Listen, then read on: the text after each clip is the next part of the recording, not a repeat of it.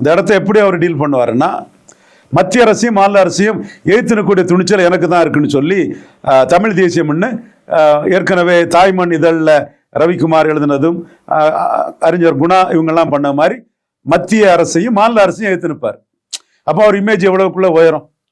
இவங்க எல்லாம் புறமுதுகு காட்டி ஓடுனது ஒரு பக்கம் தப்பு அப்படின்னாலும் இவருக்கு அதனால ஒரு பிளஸ் பாயிண்ட் தான் ஏற்பட்டிருக்கு அப்படின்னு சொல்லுவார். கண்டிப்பா அந்த பிளஸ் பாயிண்ட நீங்க இவரு வலதுசாரி தம்பி வன்னியரசு எல்லாம் வலதுசாரி பாஜக சொல்லி அடிக்க பாக்குறாங்க. அவர் பாஜகவே அடிப்பாரு.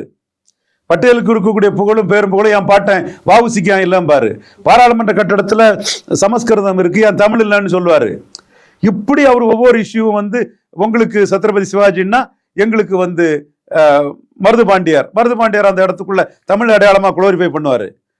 உங்களுக்கு ஜான்சி ராணி லட்சுமிபாய்னா எங்களுக்கு வேலுநாச்சியார், உங்களுக்கு வேலந்தர்னா எங்களுக்கு